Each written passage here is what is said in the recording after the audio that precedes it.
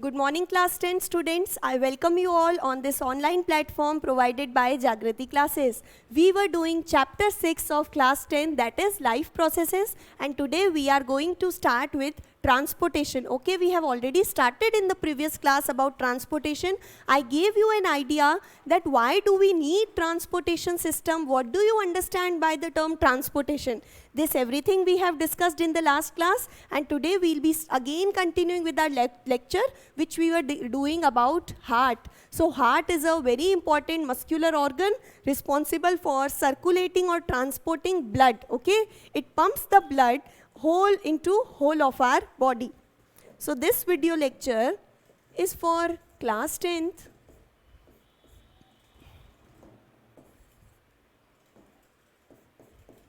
And we are doing chapter 6, that is life processes. And in this class, we will be dealing with heart. That is the structure of heart and what are its basic different functions. So the heart, as I told you earlier, it is a muscular organ. We have discussed the basic functions of heart, and I have already told you that heart contains a main fluid connective tissue which is blood. And this blood can be divided into two parts on the basis of its composition. Then we discussed other terms, that is in blood we have a fluid component to be plasma. And then the solid component are the cells which float in the plasma. And we have three different kinds of cells in blood, which are your RBCs, WBCs and platelets. So this was a discussion, and now we'll be starting with the heart. So firstly we are talking about human heart. So human heart is a four-chambered structure. It contains four chambers, that is four different sections which are separated from each other by the means of walls. So if we draw the rough sketch as I drew in the earlier class, so this would be the heart. And this upper portions, these points have been already discussed, okay, so I'm just writing their names. This one is your right atrium or right auricle, this is left auricle, then comes right ventricle, and here comes left ventricle. The upper chambers are called auricles or atrium, and the lower ones are known as ventricles. This is the right side of your heart, and this one becomes the left side. And in exams, please do not make this diagram. This is only for explanation point of view, so that you can get an idea and a clear picture how the blood gets transported through these different chambers. Okay, this is a rough sketch, a very rough sketch, just for the purpose of understanding. Please do not make such diagrams in exams. Draw the perfect diagrams which are given in your textbooks. Okay, then only you will get marks. This I am again saying, it is only for explaining and understanding point of view. So let's start our discussion. We said that we have certain veins. This one is your inferior vena cava, and this one is named as superior vena cava. These are vena cavas, means these are larger veins which are present in the body. So veins which are coming from all the organs, they carry from different organs, tissues and cells, they bring deoxygenated blood. Deoxygenated means which contains no oxygen, or you can say impure blood, or you can even say that deoxygenated means which is a waste blood which needs to be purified or which needs to be mixed with the oxygen content. So these vena cavas are responsible for bringing the deoxygenated blood. And for convenience, we'll show deoxygenated blood here with the blue marker. So these vena cavas, superior means this vena cava brings the blood from the upper half of the body. All the organs and tissues present in the upper body half, the deoxygenated blood is carried by superior vena cava. And this inferior vena cava is responsible for carrying out the blood from the lower body organs. Okay? So now when these vena cavas or veins collect the blood, they drain all the deoxygenated blood into these vena cavas. And from the vena cava, all of the blood gets drained into your right auricle or right atrium. Now when 70% right atrium gets filled with blood, approximately we are saying, that is, you can also say that when half of the right atrium or right auricle gets filled up with the deoxygenated blood, then between these auricle and ventricle, you have certain cartilaginous or muscular gate-like structures, okay? And these structures are called valve. Remember, there are two confusing terms which sound alike. These are valves and walls. So what do you mean by walls here, and what are walls? We'll be discussing. So this presence of structures between atrium and ventricle are called valve. This valve is named as mitral valve, or it is also known as bicuspid valve. Because the names of these valves are not given, so you need not to remember them, but do remember that you have something named valve present between your atrium and ventricles. Similarly, here also, this is again a valve which is present, and this valve is called tricuspid valve. And if you remember the names, it is good, because you have to remember it in the higher classes if you study biology. But if you do not remember their names, it is not necessary. Just remember that you have a structure named valve present between auricle and ventricles. So what happens now when the right auricle, right atrium chamber gets filled with the blood more than half of its volume? Then this blood creates a pressure on this valve. Okay, valve is a gate-like structure. So when the blood applies pressure on this valve, why the blood applies pressure? Because when this right atrium gets filled with blood, it undergoes contraction. This right atrium contracts, reduces in size, because you know, heart is made up of muscles, and so muscles have the ability to contract and relax. In turn, this right auricle contracts in size, and due to contraction, this blood forces or creates a pressure on the valve. As a result of the valve, as a result of pressure from the blood, the valve get open. So when this valve get open, all the deoxygenated blood now comes into this right ventricle. So all the blood drains from the right auricle to the right ventricle through these valves. I hope you are getting and following the picture. So all the blood will drain from the right auricle to the right ventricle. Now blood from this right ventricle, it passes on. Now I am removing the names, okay, for making other diagrams.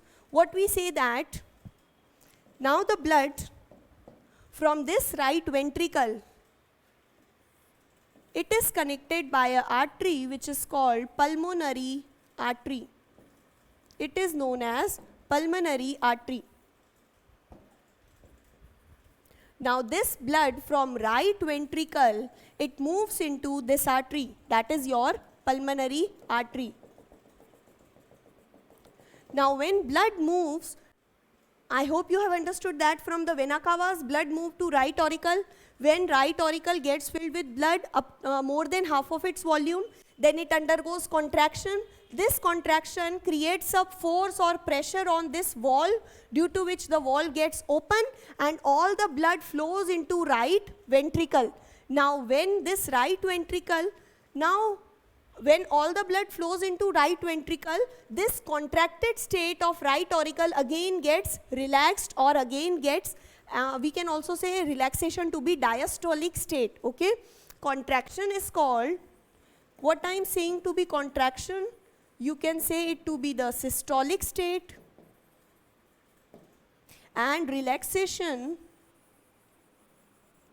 is called to be the diastolic state of heart.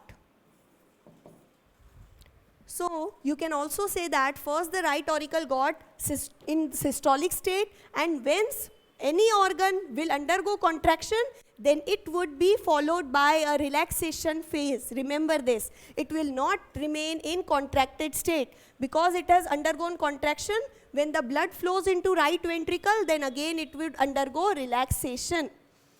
Then the blood when this blood reaches right ventricle undergoes contraction, and because of contraction the blood is pushed into pulmonary artery which starts from right ventricle.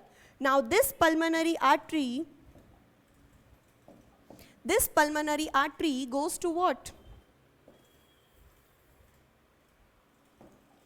This pulmonary artery is connected to lungs. Okay, and so this deoxygenated blood migrates into the lungs. And you know, we have discussed, when we discussed respiration and breathing, I told you how exchange of gases takes place at the surface of alveoli, because alveoli present in the lungs are marked by or contain a network of blood capillaries on their surface. So in the lungs, what do we have? This deoxygenated blood means this is your deoxygenated blood. Deoxygenated blood means blood which is carrying carbon dioxide gas. When this would reach to the lungs, then in the alveoli of lungs, we discussed in our earlier classes also, let's suppose this is an enlarged picture of alveoli. Okay, this one is your alveoli. And this alveoli, on its surface, it contains number of blood vessels. When you undergo inhalation, then oxygen reaches in the alveoli, and this oxygen does exchange with this network of bloods. That is, these blood vessels contain deoxygenated blood, which means blood mixed with carbon dioxide. And in the alveoli, you have large amount of oxygen. So by the process of diffusion, this oxygen will enter into the blood, and carbon dioxide from the blood will be released into these alveoli. This we have already discussed in detail, so now I just gave you a quick recap, okay? If you don't know this process, how the gaseous exchange occurs in the lungs, you can refer to previous videos. Now you have deoxygenated blood, that is blood mixed with CO2, and when this pulmonary artery carries the deoxygenated blood to the lungs, and in the lungs you have alveoli. So in the alveoli, this deoxygenated blood gets converted into oxygenated blood. That means the gas which was initially present, CO2 which was present in the blood, now this CO2 is released into the alveoli, and oxygen is taken from the alveoli into the blood. So now the blood containing oxygen, now the blood which is containing oxygen, it is known as oxygenated blood. So the blood from the lungs is carried away, and now this blood can be depicted by red color. Okay? Why we are using a red color marker to show the blood? Because now this blood is called oxygenated blood. Oxygenated blood means now this blood contains oxygen dissolved in it. Hence it is called oxygenated blood. And the blood vessel which is carrying this oxygenated blood from the lungs, this blood vessel is named as pulmonary vein.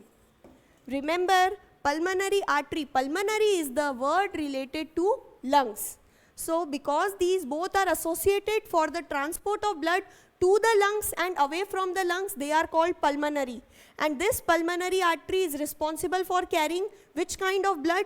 Deoxygenated. While the pulmonary vein is responsible for carrying your oxygenated blood, okay, from the lungs, and this oxygenated blood carried from the lungs is drained into left auricle. So now your third chamber, which is left atrium or left auricle, gets filled up with the oxygenated blood. So this receives the oxygenated blood from pulmonary, through pulmonary vein from the lungs. And in the alveoli, remember, gaseous exchange occurs, okay?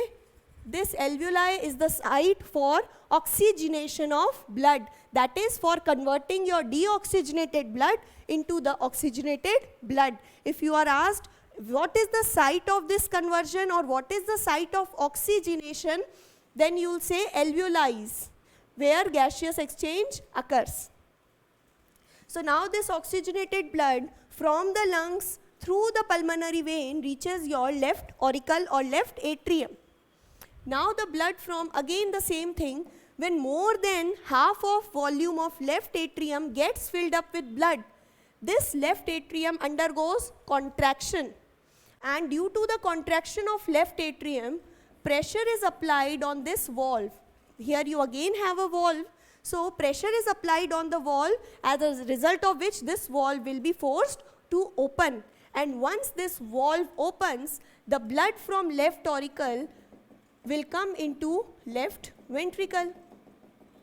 So the blood from left auricle enters into left ventricle. Now that is your fourth chamber, the last chamber of the heart.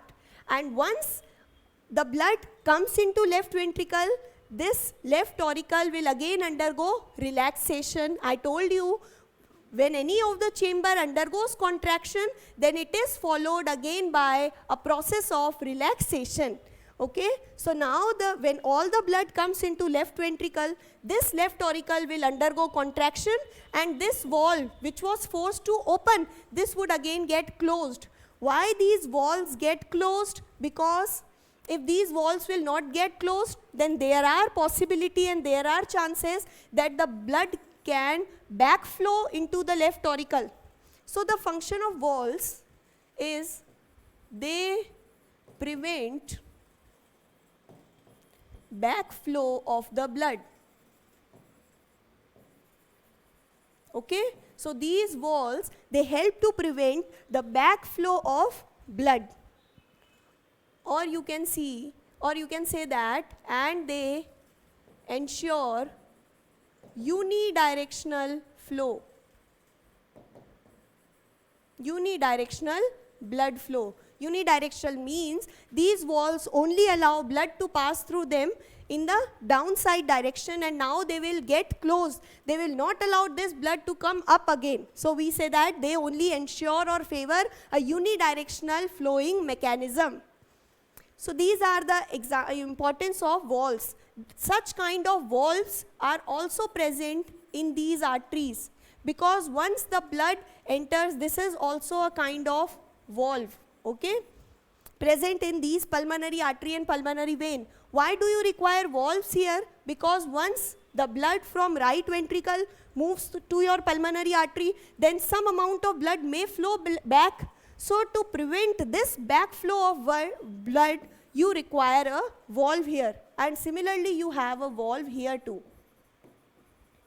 So remember, why do we have the presence of valves, or what are the function of valves? They prevent backflow of blood, or you can say they ensure unidirectional flow of blood. The next what? We said that our blood reached the left ventricle, okay? Now after reaching, it cannot undergo backflow. So after reaching left ventricle, this blood is carried out by a largest artery which is called aorta. Aorta is your largest artery. So now this pure or oxygenated blood from the left ventricle, this passes into the aorta, which is a very thick and large artery, and this aorta transferred the blood to different organs or tissues, which whatever requires them. So this is the mechanism or passage of blood, that is how blood flows through all the chambers of heart, including the lungs also. Lungs are also involved in the passage, and how deoxygenated blood collected from the organs is purified, and then oxygenated blood is sent to the respective organs. This is the working mechanism of heart. Now one more term which is left is your valves. So we said that heart is a muscular organ, okay?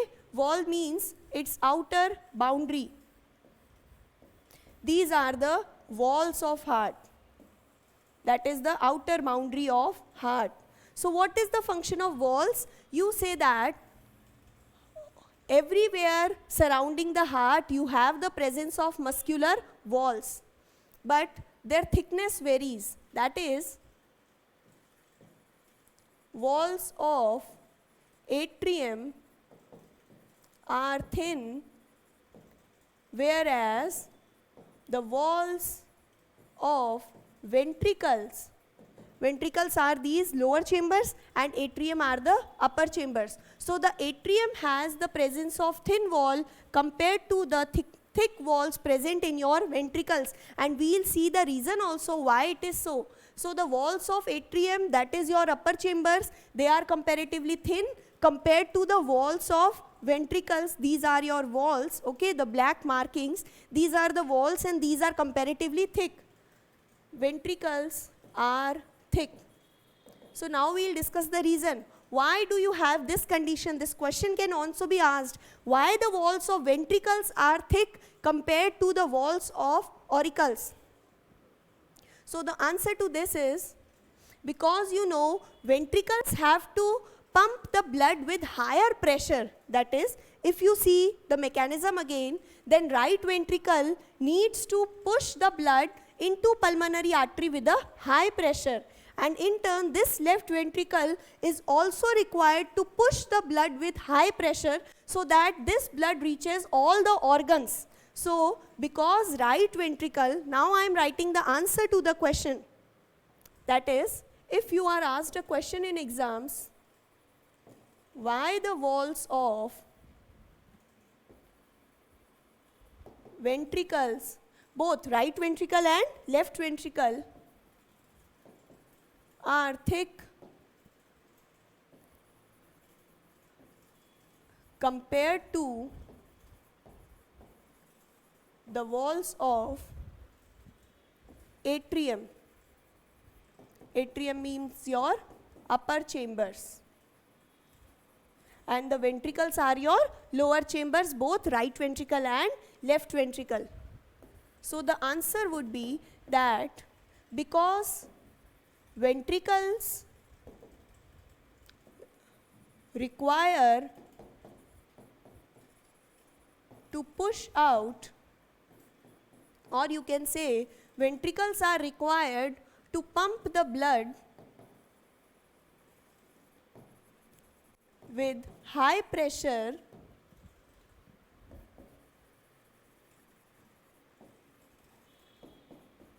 compared to auricles or atrium, and this is the reason because the ventricles are required to push or pump the blood with very higher pressure. So to get this higher pressure, to get the strength and support, they require thicker walls.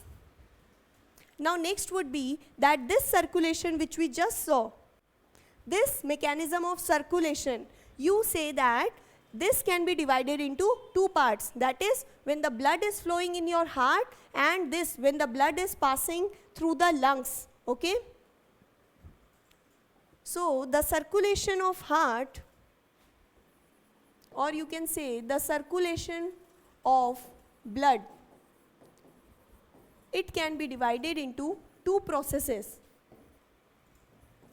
The first one would be your systemic circulation,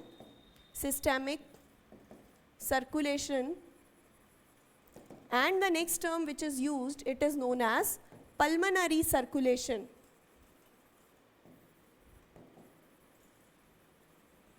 These are the two kinds of circulation observed in humans. So these both circulations we have already dealt with. Now I am going to tell you pulmonary. I said you wherever the word pulmonary comes, it means it is related to lungs. So pulmonary circulation, the circulation which starts from pulmonary artery, okay, when the blood entered this pulmonary artery, and then from the pulmonary artery, where did the blood flow?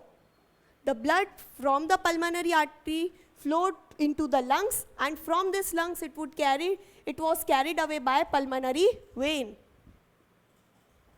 So pulmonary circulation involves the movement of blood or the flow of blood from the pulmonary artery. Remember, pulmonary circulation starts from your pulmonary artery. So the movement of blood from the pulmonary artery into the lungs where the gaseous exchange occurs, and then this pure or oxygenated blood is carried away from the lungs through the pulmonary vein. So this circulation, the movement of blood into pulmonary artery, to the lungs and to the pulmonary vein, this circulation is known as pulmonary circulation. And the remaining part of the circulation which we discussed, that is starting from the vena cava, then the blood moved into the right auricles or atrium. Then we saw from the right atrium movement of blood into right ventricle. Then the blood moved to this pulmonary circulation, okay? So then we have pulmonary circulation.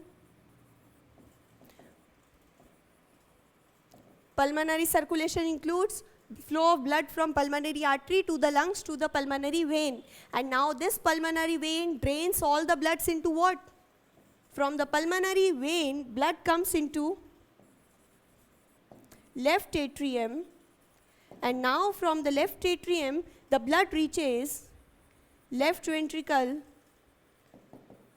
and then from the left ventricle it is transported through the aorta, which is your largest artery. Remember, aorta is the largest artery. And then the blood is supplied to different organs. So this circulation, this movement of blood starting from the vena cava, right atrium, and moving on to again the organs, this is known as systematic circulation, whereas the involving the movement of blood which is involving the lungs, that movement is known as pulmonary circulation. So this blood circulation, which we studied the mechanism of working of heart or circulation of blood in the heart, it can be divided into two categories. The first one is your systematic circulation and the next is pulmonary circulation. In pulmonary circulation, you have the flow of blood related to lungs. That is when the blood flows through the pulmonary artery into the veins and then back into the pulmonary, through the pulmonary artery into the lungs and then back with the help of pulmonary veins. Okay, this is pulmonary vein. This circulation is known as pulmonary circulation, and the remaining circulation except this pulmonary circulation is called systematic circulation. So this you can classify the type of circulation into two categories.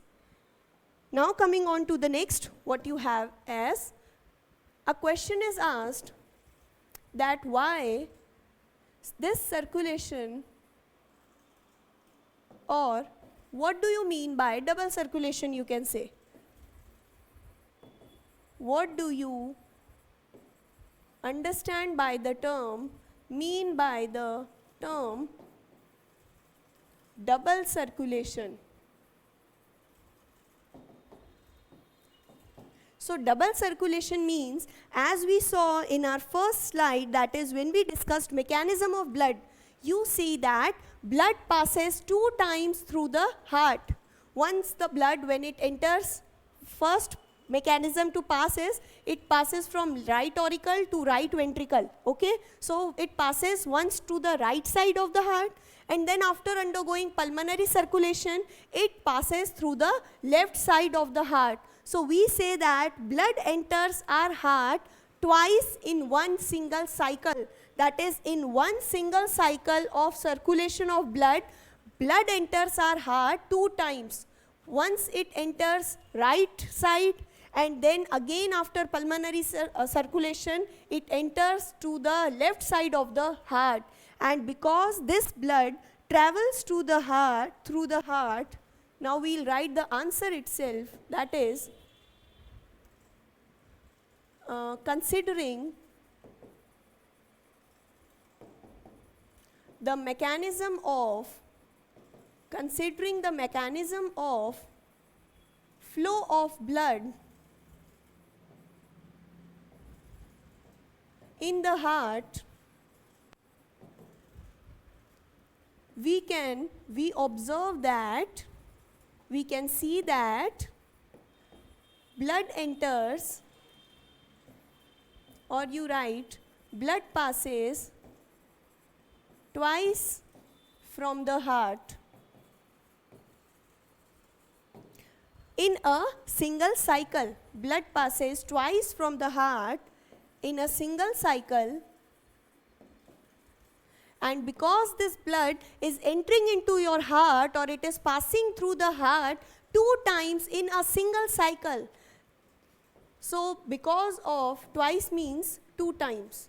So because the blood is flowing through the heart 2 times in a single circulation cycle, this circulation, this is called as double circulation.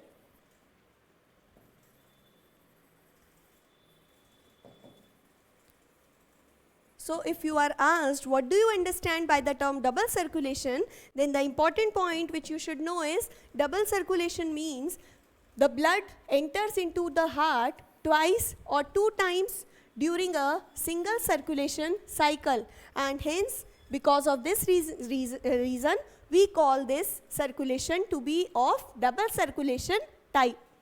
Okay, so this was a mechanism, and I told you why the walls of ventricles are thick. Then you should know the functions of valves. Both the confusing things we have done. Now one more topic is there. There are many topics in transportation. We have to study about different types of blood vessels, that is arteries, veins, okay, and capillaries. Then we have to study the role of platelets. In the introduction, I already told you what is the role of platelets. It helps in clotting, okay, so this is the role of platelets. Then we have to study the tissue fluid, which is called as lymph. So what do you mean by lymph? What is the color of lymph? What is the composition? That is, compared to plasma, we can say lymph is colorless. Lymph contains less amount of protein. So this all we have to study. Then we have to study circulation, this double circulation or 4-chambered heart. 4-chambered heart and double circulation, which we studied for humans specially. These characteristics are found in birds and mammals. Okay, like we studied for humans in detail. So 4-chambered heart, birds and all the birds and mammals contain 4-chambered heart, and because of the presence of 4-chambered heart, they undergo the process of double circulation mechanism. But we'll discuss that in fishes, you only have 2-chambered heart. Okay? While in reptiles and amphibians, we have the presence of 3-chambered heart. One exception of reptiles, that is crocodiles. It is an exception. All the reptiles and amphibians have 3-chambered heart, but compared, that is the exception crocodile here, this crocodile again has 4-chambered heart, similar to birds and mammals. So if I ask you what is the necessity of 4-chambered heart, so because of the presence of 4 different chambers, these chambers prevent the mixing of oxygenated and deoxygenated blood, and because it prevents the mixing of deoxygenated and oxygenated blood, so we can get the maximum amount of energy efficiently from the blood which is flowing, because the main function of blood is to provide with nutrients and energy. And because these birds and mammals are highly complex, advanced and developed organisms, they have high need of energy. Their energy requirements are more compared to some primitive lower organisms like fishes. So because of high requirement of energy, we need to keep the oxygenated and deoxygenated blood well separated off. Okay? So this is the reason or the importance of 4-chambered heart present in birds and mammals, whereas we will discuss in some brief detail about fishes, and then we will see how in fishes it is done, but we will not be discussing how the 3-chambered heart functions. Okay? Then we will be discussing, I told you, different types of, we have already done different types of blood cells. We will be seeing the difference between arteries, veins and capillaries, and then the last topic of discussion would be lymph. So after discussing this in the next class, we will be completing this circulatory or transportation in human beings, and then we'll move on to transportation in plants. So this is enough for today's class. I hope you have understood. We have done a very important topic, that is mechanism of flow of blood in the heart, how this blood flows into the heart, why we have four-chambered heart in birds and mammals, then how you have a simpler heart, that is two-chambered heart in fishes and three-chambered heart in reptiles and amphibians. Remember, crocodile is a reptile, but it is an exception because it has a four-chambered heart. Then we discuss systematic and pulmonary circulation terms. What do you understand by the terms, and what do you mean by the term double circulation? So thank you for joining the class today, and I hope you have enjoyed this video lecture. Do stay home, stay safe, read your NCERT textbooks, and if you have any sort of query and doubt, you are welcome to ask us anytime. Thank you for joining the class today. Thank you.